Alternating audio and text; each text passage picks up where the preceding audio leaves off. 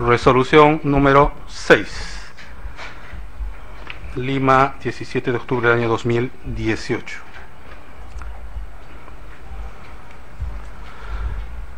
Antecedentes. Objeto de la impugnación. La resolución número 1 de fecha 9 de octubre de 2018 emitida por el juez del primer juzgado de investigación preparatoria nacional, que declaró fundado el requerimiento fiscal de detención preliminar judicial por el plazo máximo de 10 días naturales contra los indiciados Keiko Sofía Fujimori Iguchi y otros. Las defensas técnicas han apelado a dicha resolución. El juez ha concedido los recursos de apelación a los indiciados Keiko Sofía Fujimori Iguchi, Clemente Jaime Yoshiyama Tanaka, Augusto Mario Bedoya Cámere, Adriana Bertilda Tarazona Martínez de Cortés, Marisol Valles Chong, Eric Giovanni Mato Monge. Esta sala ha declarado bien concedido los recursos, convocando a las partes a la audiencia, que se ha llevado a cabo como consta. Fundamentos de hecho y de derecho. Uno de los grandes retos de la reforma procesal penal es comunicar las decisiones judiciales de una manera clara, y en ese sentido la sala va a hacer un esfuerzo en esa dirección.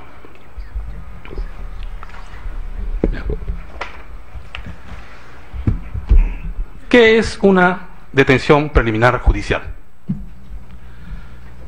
Esta opera en función al requerimiento fiscal.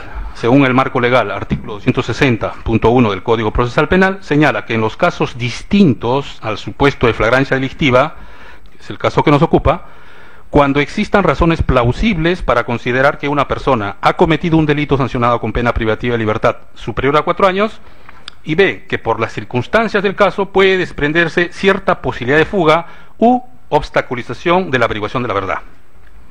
Ese es el marco normativo. El procedimiento lo regula el artículo 261.1 del mismo código. Y es que para dictar esta medida de detención preliminar judicial, el juez de investigación preparatoria, sin trámite alguno, resuelve, teniendo a la vista el requerimiento y los elementos presentados por el fiscal. Adicionalmente, se debe individualizar en forma integral al investigado.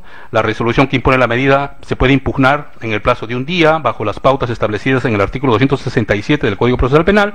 Concedido el recurso, el juez de instancia debe elevar los actuados a la sala superior, la misma que debe pronunciarse previa audiencia dentro de las 48 horas de recabados los autos. En este supuesto normativo, el mandato es que la resolución de vista se expida en audiencia bajo responsabilidad. El principio de congruencia recursal. Una sala superior solo puede emitir pronunciamiento respecto de los agravios contenidos en los recursos impugnatorios que fueron debidamente admitidos. Este es el criterio vinculante que fijó la casación 413-2014, Lambayeque. Una excepción a este régimen lo fija el artículo 409 del Código Procesal Penal, al autorizar a la sala a declarar la nulidad de oficio en el supuesto que identifique una causal de nulidad absoluta no susceptible de subsanarse o integrarse.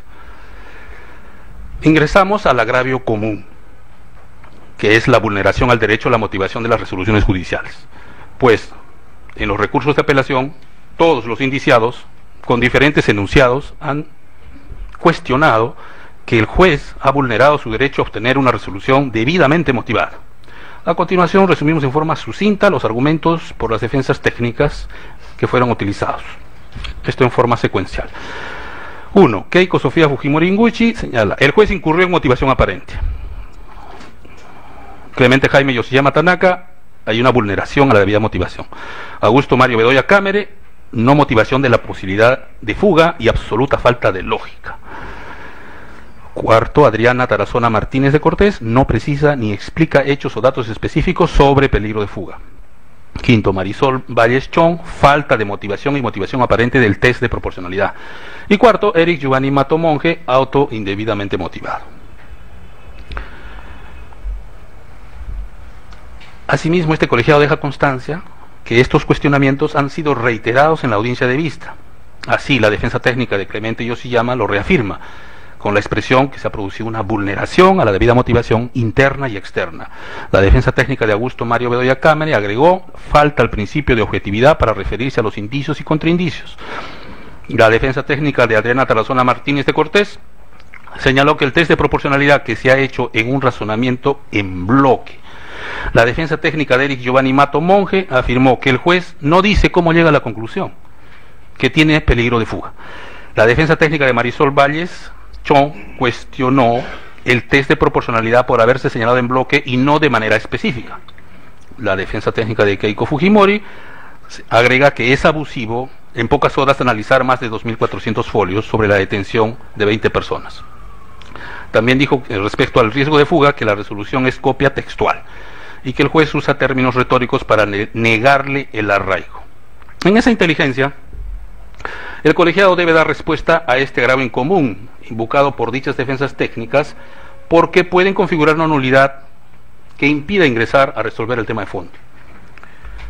Quinto, ¿en qué consiste el derecho fundamental a la debida resolución de a la debida motivación de las resoluciones judiciales, que está consagrado en nuestra Constitución en el artículo 139, numeral 5? Este ha sido interpretado por el Tribunal Constitucional y señala que protege al justiciable en los siguientes casos, entre otros. Solamente vamos a citar el aplicable al nuestro. A. Inexistencia de motivación o motivación aparente cuando la misma solo es aparente en el sentido que no da cuenta de las razones mínimas que sustentan la decisión o no responde a las alegaciones de las partes procesales, o cuando intenta dar un cumplimiento formal al mandato con frases sin sustento. Corresponde ahora revisar entonces en qué consiste o cómo se ha redactado la estructura de la resolución del juez Concepción Carhuancho. Y esta se compone de 8 partes. 1, marco normativo. 2, marco de imputación contra la presunta organización criminal y los indiciados. 3, pretensiones procesales del representante del Ministerio Público. 4, determinación de los temas, materia de análisis. 5, fundamentación de la decisión judicial, análisis del primer tema, concurrencia, suficientes elementos de convicción. 6, análisis del segundo tema, cumplimiento del peligro procesal de los indiciados. 7, análisis del tercer tema sobre el test de proporcionalidad. Y 8, análisis del cuarto tema, determinación del plazo de la detención preliminar judicial. Ese es el marco que fijó el juez en su resolución. En la cuarta parte de los temas que hemos descrito, el juez se proyecta a desarrollar 4 subtemas adicionales, que son los que vienen al mandato normativo que ya hemos dado cuenta. 1. Establecer si existen plausibles elementos de convicción, que en este caso la frase que he utilizado es suficientes elementos de convicción. 2. Determinar si existe cierta posibilidad de fuga u obstaculización de la actividad probatoria de los indiciados. 3. Análisis del test de proporcionalidad de la medida. Y 4. Establecer si corresponde ordenar la detención preliminar por el plazo de 10 días naturales. Estos serían los presupuestos exigidos para disponer la detención preliminar de los indiciados según la resolución del juez. 8. En el rubro de los suficientes elementos de convicción, realizado el contraste entre el contenido del requerimiento fiscal y la resolución recurrida, se advierte que existe entre ellas identidad absoluta del folio 6 al 101. Es decir, no se valora la totalidad de los elementos de convicción que el fiscal postuló. En consecuencia, el presupuesto de la existencia de razones plausibles para considerar que la persona ha cometido un delito, requisito previsto en el artículo 261.1 del Código Procesal Penal, no tiene respuesta jurisdiccional, al no existir motivación. 9. Sobre el segundo tema, cuando analiza la cierta posibilidad de fuga realizada por cada uno de los indiciados en los casos de los recurrentes, el juez distancia cuando desarrolla los temas vinculados a Clemente Jaime Yoshiyama Tanaka y Erich Giovanni Mato Monge, copia literalmente, sin modificación alguna, los argumentos del fiscal. Nuevamente, no existe fundamentación judicial. Respecto a la indiciada Keiko Sofía Fujimori Gushi, el requerimiento fiscal se sustenta únicamente en los arraigos familiar y domiciliario. No obstante, el juez argumenta que la investigada no tiene trabajo conocido, es decir, incorpora el arraigo laboral pese a que no fue propuesto por la propia Fiscalía. Y ello significa que ha resuelto en función a lo que la doctrina denomina el uso del conocimiento privado del juez en la resolución judicial, y ello está prohibido, pues debe distinguirse entre el cargo y la persona del juez.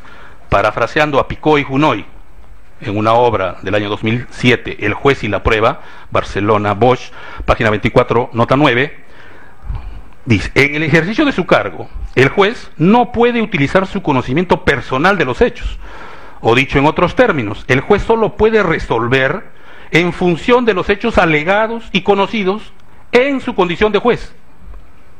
Excepto esta variación que hemos anotado, El juez de instancia reproduce a continuación nuevamente el requerimiento fiscal: extremo de la gravedad de la pena, magnitud del daño y ausencia de actitud voluntaria de repararlo, comportamiento del imputado, pertenencia a una organización criminal, respecto de los cuales no existe valoración judicial.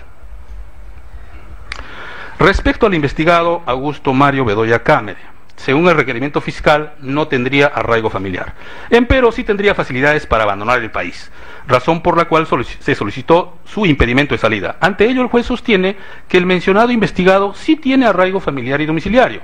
Hay que precisar que el arraigo domiciliario no fue invocado por el fiscal, produciéndose otra vez el uso del conocimiento privado del juez.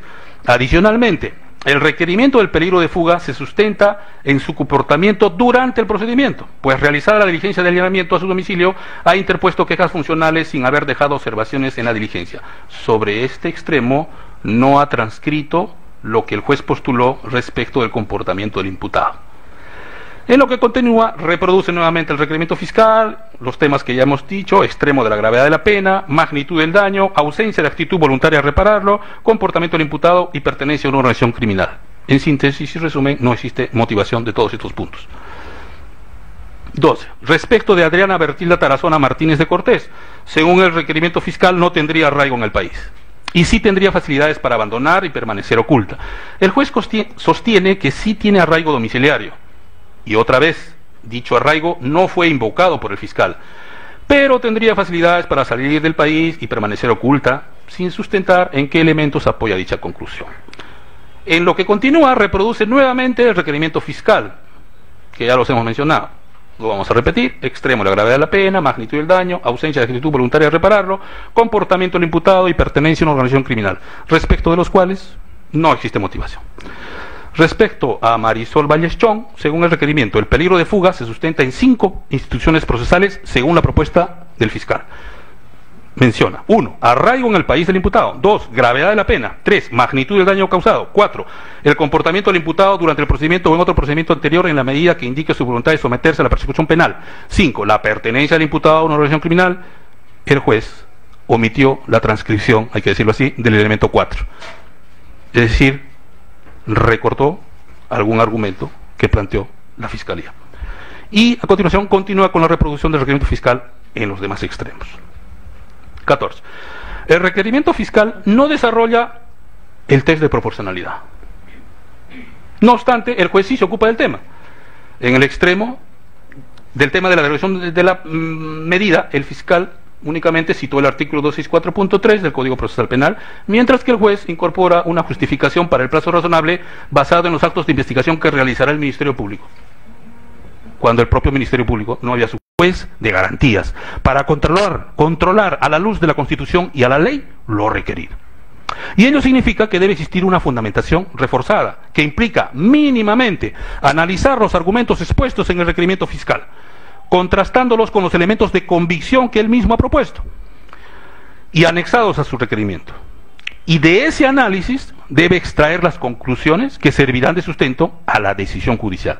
Así se desprende del mandato contenido en el artículo 123 del Código Procesal Penal. Bueno, muchos preguntarán, a la luz de la audiencia que hemos escuchado en la mañana, en el sentido que les puede parecer plausible todo lo que ha desarrollado la Fiscalía en cuanto a los suficientes elementos de convicción. Entonces la Sala también tiene que pronunciarse si es que aquí se ha producido una fundamentación por remisión. Revisada en su integridad la resolución impugnada, el juez en ninguna parte argumenta que está haciendo una fundamentación por remisión. Vale decir que está de acuerdo con lo argumentado en el requerimiento fiscal y no tiene nada más que agregar. Así lo hubiera hecho así, ello no es posible, pues como sostiene Tomás Javier Aliste Santos en su obra publicada el año 2011, Motivación de las Resoluciones Judiciales, Madrid, Marcial Pons, página 232, a quien parafraseamos en lo pertinente, los límites de la remisión hacen que la misma no pueda ser global en la resolución remitente, porque entonces no habría justificación ad hoc de la misma.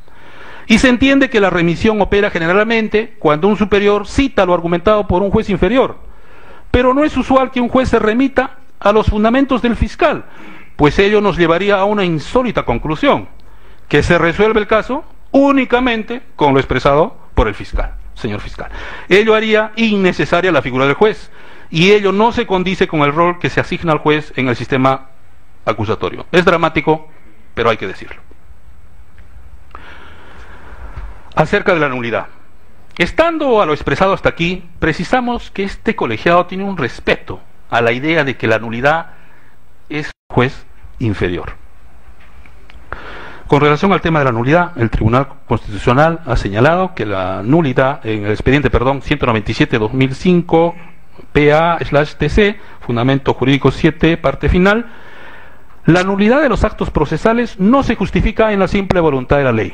No admite una consideración de la nulidad por la simple nulidad, porque así se expresa o porque es la voluntad de la ley, sino porque en el establecimiento de determinadas formalidades que se observen en dichos actos procesales subyacen bienes constitucionalmente protegidos.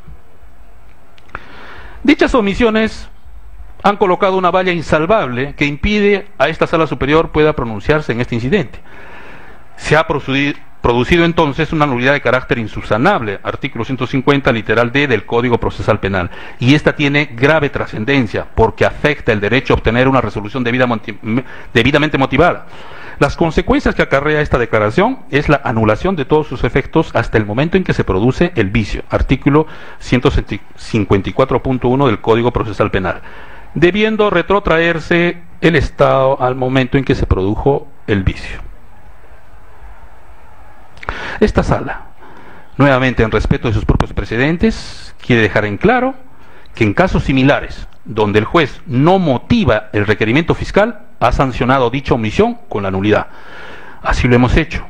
Entonces, como jueces, tenemos que respetar nuestros propios precedentes. Entre los más recientes, citamos la resolución número 9, de fecha 10 de septiembre de 2018. Expediente 184-2018-1, fundamento 4.7. El hecho de que en la resolución apelada, sin mayor análisis propio, se haya transcrito literalmente la fundamentación fiscal, tanto para el tema de los fundados y graves elementos de convicción, así como para el peligrosismo procesal, agrava tal situación, pues el juez no agrega absolutamente nada a la estructura narrativa del requerimiento fiscal. Tampoco hace mención a una fundamentación por remisión. Si bien es de considerar la naturaleza urgente en la que se desarrollan las medidas de coerción, no se puede soslayar el debido control jurisdiccional de las restricciones a derechos fundamentales, pues este se configura como una exigencia de interés público. 23. Este colegiado señala que el combate contra el crimen y la impunidad y la severidad en la persecución penal no puede hacerse despojándole al sistema de justicia de la superioridad moral que tiene sobre el criminal. Vale decir, despojarle de su racionalidad frente a la violencia y la arbitrariedad. Y esto se garantiza con la debida motivación de las resoluciones judiciales, que es una forma de explicarle al pueblo, que es de donde emana el poder de nosotros los jueces, las razones por las cuales adopta uno determinada decisión. Entonces, debe producirse un reenvío, es decir, la causa debe pasar a otro juez de investigación preparatoria y tiene que ser distinto, que emita nuevo pronunciamiento solo en el presente incidente. ¿Y ello por qué? Porque, como ya hemos constatado, se ha producido el empleo del conocimiento privado del juez. Detectada este aspecto, es obvio que el juez Concepción Carguancho no puede emitir nuevamente esta resolución. Ya.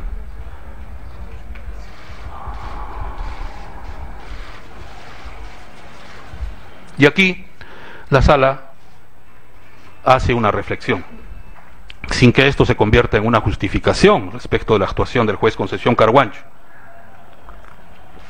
La Sala se pregunta: ¿puede un juez resolver un caso con abundante información como el presente en plazos de 24 o 48 horas, como ha sido establecido por el legislador, sin violentar la racionalidad de la decisión? Consideramos que no. Y en ese sentido debemos crear un sistema que cuantifique la complejidad del expediente y en función a ella se fijen los plazos para resolver casos como el que nos ocupa. Este tema debería abordarlo el Consejo Ejecutivo del Poder Judicial o la Sala Plena como órgano máximo de deliberación de nuestra institución. Una propuesta en esa inteligencia la hizo el juez supremo Jorge Luis Salas Arenas en su libro Aportes al debate jurídico posmoderno en el año 2004 y fue propuesto a los órganos de gobierno del Poder Judicial, mas no tuvo acogida. Por el lado del Congreso, también podría darse una solución rápida con las modificatorias legales correspondientes. Mientras no se solucione este problema, seguramente se irán produciendo casos de copia y pega, o que el juez recurra a la delegación de funciones en su personal para resolver estos temas tan delicados, y este es un tema que debe abordarse en este proceso de reforma del sistema de administración de justicia. Es una consideración, es una sugerencia de este colegiado. Porque no resiste un examen constitucional exigirle a un juez que lea, entienda, sistematice, cruce datos de las partes con los elementos de convicción propuestos en casos de alta complejidad con pluralidad de indiciados en plazos brevísimos. Por eso la Sala ha tenido que tomarse un prudencial receso que permita abordar con sinderesis lo expuesto en la audiencia de apelación, que culminó hace 6 horas aproximadamente. Porque también hay quienes interpretan el artículo 267.2 del Código Procesal Penal, como sugieren algunos, exigiendo que la Sala resuelva de inmediato y emita la resolución que corresponda. Ello significaría que el contradictorio dialéctico que se produjo en la audiencia no podría ser evaluado, pues la única manera de emitir resolución de inmediato es que los jueces vengan con la resolución hecha, lo cual es un absurdo en un sistema acusatorio que se precie de serio, por decir lo menos. Tan evidente situación la expresó un indiciado, Augusto Mario Bedoya Cámara, y en esto hay que rescatar que las defensas materiales sí son importantes en este modelo. Expresamente dijo, ¿no? Yo soy un lector rápido, soy una persona que tiene un muy alto nivel de comprensión lectora y me hubiera sido imposible leer 2.400 páginas y en unas pocas horas dictar una orden de detención, porque esa orden de detención tiene la misma fecha que el requerimiento fiscal, minuto 49.49 de la audiencia que hemos desarrollado en la mañana. La Sala advierte que no es posible acceder al registro de la hora en que se emitió la resolución, pues el incidente del cual deriva se encuentra reservado. Sin embargo, sí se puede establecer la fecha del ingreso del requerimiento al sistema judicial, y ello se produjo el 9 de octubre a las 8:49 horas, mientras que la resolución consigna la misma fecha. En todo caso, habría sido recepcionada, leída, analizada y redactada, incluso con numerosos y complejos gráficos que ya hemos detallado, firmada y trasladada para su notificación ese mismo día, 9 de octubre.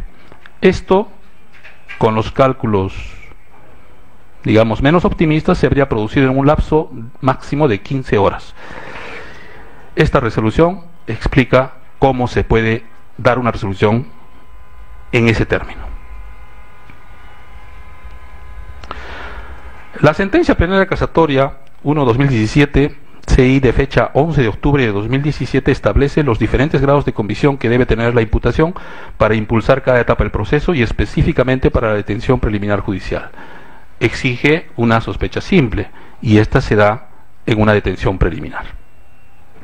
Pero la Sala quiere dejar expresa constancia que no está realizando un juicio de valor positivo o negativo respecto del requerimiento formulado por el señor fiscal José Domingo Pérez, porque dadas las circunstancias anotadas no puede hacerlo, y que debe seguirse con el ritual procesal para subsanar el vicio. En ese sentido, conforme a los precedentes de esta propia Sala, una razón que abona a que no se puede mantener la privación de la libertad de los indiciados detenidos es que el nivel de imputación durante la investigación preliminar es el más incipiente.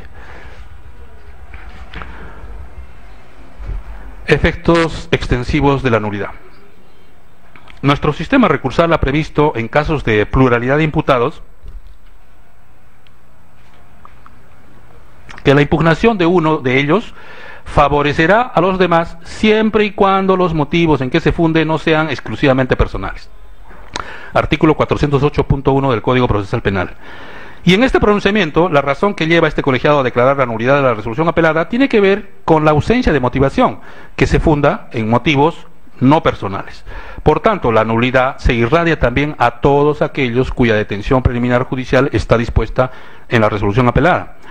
En este caso, la Sala Superior está respetando su precedente también, contenido en la sentencia de vista 3-2017 del expediente número 260-2014-15 del día 19 de julio del 2017, en el cual se confirmó la condena de Gerson Galvez Calle, alias Caracol, y otros, confirmando su condena a 35 años de prisión. Para finalizar, citamos al maestro Luigi Ferrajoli en su obra Principia Juris, Teoría del Derecho y la Democracia. Tomo 1, Teoría del Derecho. Madrid, Trota, editorial Trota, página 828. La única fuente de legitimación de las funciones de gobierno, distingue el maestro, funciones de gobierno, es decir, en este caso Ejecutivo y Congreso, es la representación política, que constituye mediación necesaria de la voluntad popular, la voluntad directa o indirecta de la mayoría de gobierno. Sin embargo,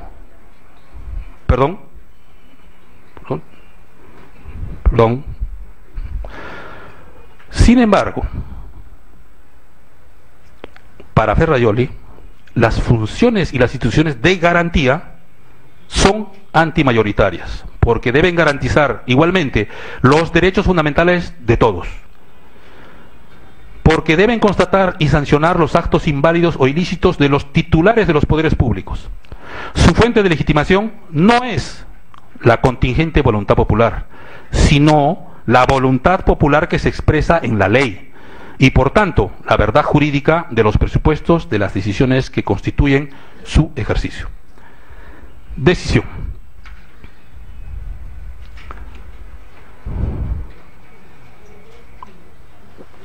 Por estos fundamentos, los magistrados integrantes de la Segunda Sala Penal de Apelaciones Nacional, en adición a sus funciones, Sala Penal especializada en delitos aduaneros, tributarios, de mercado y ambientales, resuelven: 1. Declarar nula la resolución número 1 de fecha 9 de octubre de 2018, emitida por el juez del primer juzgado de investigación preparatoria nacional, que declaró fundado el requerimiento fiscal de detención preliminar judicial por el plazo máximo de 10 días naturales contra los investigados Keiko Sofía Fujimori Iguchi, Clemente Jaime Yoshiyama Tanaka, Augusto Mario Bedoya Cámara, Adriana Bertilda Tarazona Martínez de Cortés, Marisol Valles Chong, Eric Giovanni Mato Monge. Declarar nula por efecto extensivo de la mencionada resolución a los indiciados Italo Ulises Pachas Quiñones, Ángela Berenice Bautista Ceremelco, Daniel Mellado Correa, Luis Alberto Mejía Leca, Jorge Javier Yoshiyama Sasaki, Mayra Alexandra Castañón Dávila, Liz Documet Manrique, Pedro Abel Belayar Sellanos, Rafael Alejandro del Castillo Reátegui, Liulit Sánchez Bardales, Giancarlo Bertini Vivanco, Patricia Copero del Valle, Aurora de Jesús Torrejón Riva y Walter Rengifo Saavedra.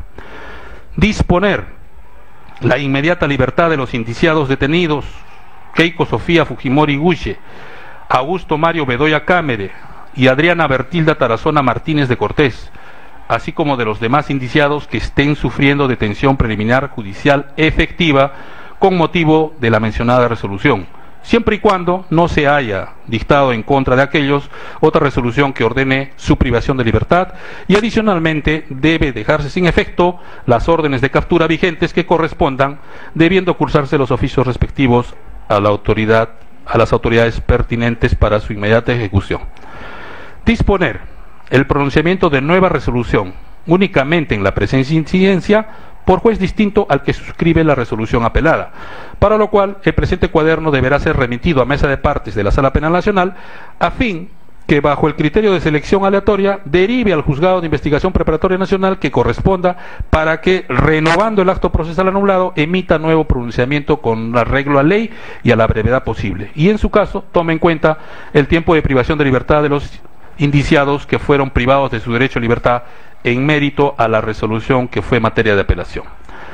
Ingresar el presente cuaderno a mesa de partes de la Sala Penal Nacional, como ya se ha indicado, Y sexto, notificar al juez de la investigación preparatoria nacional, Richard Augusto Concepción Carguancho, con la presente resolución, a fin de que adecúe sus actuaciones ulteriores a lo expresado en la misma, especialmente en lo que concierne a la motivación de las resoluciones judiciales, bajo procedimiento de poner en conocimiento del órgano de control de la magistratura, OJMA, en caso de reiterarse la omisión detectada.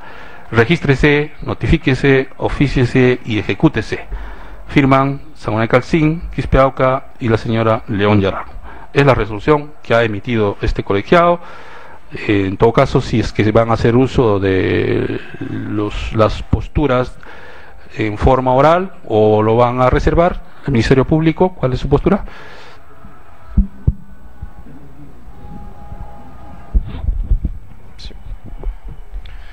Señor presidente, tenemos que hacer una evaluación dada la naturaleza de esta resolución, en donde lo que cabría es únicamente la posibilidad de un recurso extraordinario. En ese orden de ideas lo vamos a evaluar y nos reservamos.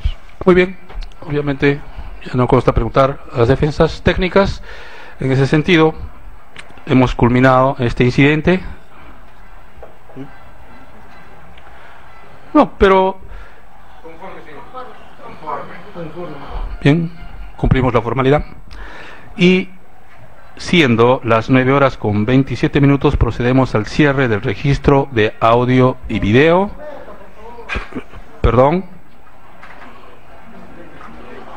Procedemos al cierre del registro de audio y video. Que tengan muy buenas noches, pueden retirarse.